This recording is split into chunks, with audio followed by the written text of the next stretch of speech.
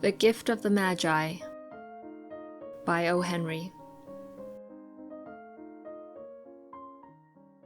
$1.87, that was all, and 60 cents of it was in pennies. Pennies saved 1 and 2 at a time by bulldozing the grocer and the vegetable man and the butcher, until one's cheeks burned with the silent imputation of parsimony that such close dealing implied. 3 times Della counted it, $1.87, and the next day would be Christmas. There was clearly nothing left to do but flop down on the shabby little couch and howl.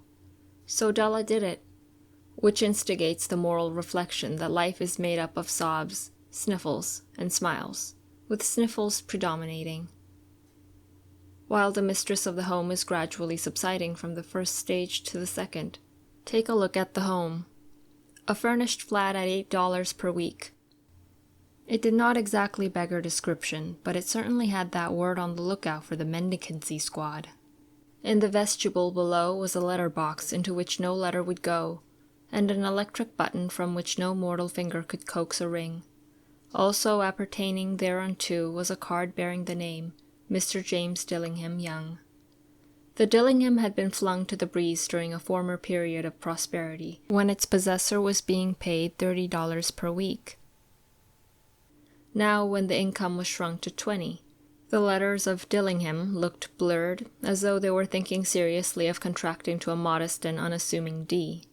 But whenever Mr. James Dillingham Young came home and reached his flat above, he was called Jim, greatly hugged by Mrs. James Dillingham Young, already introduced to you as Della, which is all very good.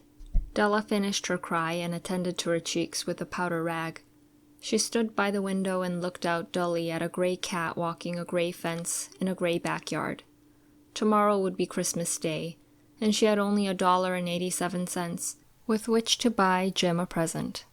She had been saving every penny she could for months, with this result. $20 a week doesn't go far. Expenses had been greater than she had calculated. They always are. Only $1.87 to buy a present for Jim, her Jim. Many a happy hour she had spent planning for something nice for him, something fine and rare and sterling, something just a little bit near to being worthy of the honor of being owned by Jim. There was a pier glass between the windows of the room. Perhaps you have seen a pier glass in an $8 bat. A very thin and very agile person may, by observing his reflection in a rapid sequence of longitudinal strips, obtain a fairly accurate conception of his looks.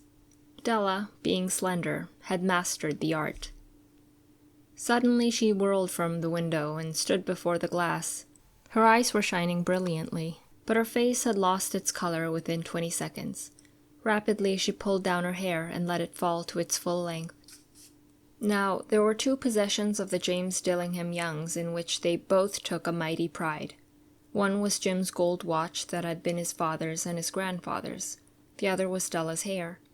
Had the Queen of Sheba lived in the flat across the air shaft, Della would have let her hair hang out of the window some day to dry just to depreciate Her Majesty's jewels and gifts. Had King Solomon been the janitor, with all his treasures piled up in the basement, Jim would have pulled out his watch every time he passed, just to see him pluck at his beard from envy. So now Della's beautiful hair fell about her, rippling and shining like a cascade of brown waters. It reached below her knee and made itself almost a garment for her, and then she did it up again nervously and quickly. Once she faltered for a minute and stood still while a tear or 2 splashed on the worn red carpet. On went her old brown jacket, on went her old brown hat, with a whirl of skirts and with the brilliant sparkle still in her eyes. She cluttered out of the door and down the stairs to the street. Where she stopped the sign read, Madame Sofronie, hair goods of all kinds. 1 flight up Della ran and collected herself, panting. Madame, large, too white, chilly, hardly looked the Sofronie. "Will you buy my hair?" asked Della. "I buy hair," said Madame. "Take your hat off and let's have a sight at the looks of it." Down rippled the brown cascade. $20, said Madame, lifting the mass with a practiced hand. "Give it to me quick," said Della. Oh, and the next 2 hours tripped by on rosy wings. Forget the hashed metaphor. She was ransacking the stores for Jim's present. She found it at last. It surely had been made for Jim and no one else. There was no other like it in any of the stores, and she had turned all of them inside out. It was a platinum fob chain, simple and chaste in design, properly proclaiming its value by substance alone, and not by meretricious ornamentation, as all good things should do. It was even worthy of the watch. As soon as she saw it, she knew that it must be Jim's. It was like him. Quietness and value. The description applied to both. $21 they took from her for it, and she hurried home with the 78 cents. With that chain on his watch, Jim might be properly anxious about the time in any company. Grand as the watch was, he sometimes looked at it on the sly on account of the old leather strap that he used in place of a chain. When Della reached home, her intoxication gave way a little to prudence and reason.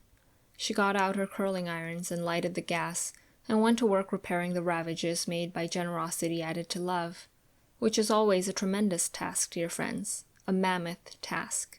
Within 40 minutes, her head was covered with tiny, close-lying curls that made her look wonderfully like a truant schoolboy. She looked at her reflection in the mirror long, carefully, and critically. "If Jim doesn't kill me," she said to herself, "before he takes a second look at me, he'll say I look like a Coney Island chorus girl. But what could I do? Oh, what could I do with $1.87? At 7 o'clock, the coffee was made, and the frying pan was on the back of the stoves, hot and ready to cook the chops. Jim was never late. Della doubled the fob chain in her hand, and sat on the corner of the table near the door that he always entered. Then she heard his step on the stair away down on the first flight, and she turned white for just a moment. She had a habit of saying little silent prayers about the simplest everyday things, and now she whispered, "Please, God, make him think I am still pretty." The door opened, and Jim stepped in and closed it. He looked thin and very serious. Poor fellow, he was only 22, and to be burdened with a family. He needed a new overcoat, and he was without gloves. Jim stepped inside the door, as immovable as a setter at the scent of quail. His eyes were fixed upon Della, and there was an expression in them that she could not read, and it terrified her. It was not anger, nor surprise, nor disapproval, nor horror, nor any of the sentiments that she had been prepared for. He simply stared at her fixedly with that peculiar expression on his face. Della wriggled off the table and went for him. "Jim, darling," she cried, "don't look at me that way. I had my hair cut off and sold it because I couldn't have lived through Christmas without giving you a present. It'll grow out again, you won't mind, will you? I just had to do it. My hair grows awfully fast. Say Merry Christmas, Jim, and let's be happy. You don't know what a beautiful, nice gift I've got for you." "You've cut off your hair?" asked Jim laboriously, as if he had not arrived at that patent fact yet, even after the hardest mental labor. "Cut it off and sold it," said Della. "Don't you like me just as well, anyhow? I'm me without my hair, ain't I?" Jim looked about the room curiously. "You say your hair is gone," he said, with an air almost of idiocy. "You needn't look for it," said Della. "It's sold, I tell you, sold and gone too. It's Christmas Eve, boy. Be good to me, for it went for you. Maybe the hairs of my head were numbered," she went on with a sudden serious sweetness. "But nobody could ever count my love for you. Shall I put the chops on, Jim?" Out of his trance, Jim seemed quickly to wake. He enfolded his Della. For 10 seconds, let us regard with discreet scrutiny some inconsequential object in the other direction. $8 a week or $1 million a year, what is the difference? A mathematician or a wit would give you the wrong answer. The Magi brought valuable gifts, but that was not among them. This dark assertion will be illuminated later on. Jim drew a package from his overcoat pocket and threw it upon the table. "Don't make any mistake, Dal," he said, "about me. I don't think there's anything in the way of a haircut or a shave or a shampoo that could make me like my girl any less. But if you'll unwrap that package, you may see why you had me going a while at first." White fingers and nimble tore at the string and paper. And then an ecstatic scream of joy, and then, alas, A quick feminine change to hysterical tears and wails, necessitating the immediate employment of all the comforting powers of the lord of the flat. For there lay the combs, the set of combs, side and back, that Della had worshipped for long in a Broadway window. Beautiful combs, pure tortoise-shell, with jeweled rims, just the shade to wear in the beautiful vanished hair.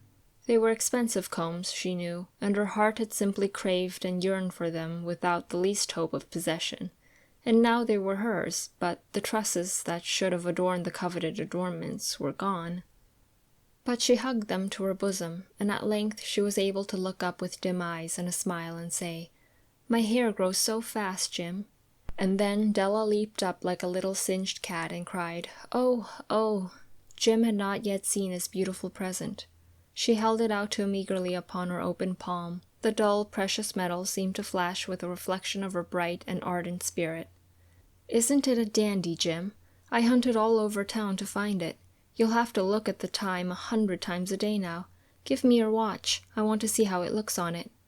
Instead of obeying, Jim tumbled down on the couch and put his hands under the back of his head and smiled. "Dell," said he, "let's put our Christmas presents away and keep 'em a while. They're too nice to use just at present. I sold a watch to get the money to buy your combs, and now suppose you put the chops on." The Magi, as you know, were wise men, wonderfully wise men, who brought gifts to the babe in the manger. They invented the art of giving Christmas presents. Being wise, their gifts were no doubt wise ones, possibly bearing the privilege of exchange in case of duplication.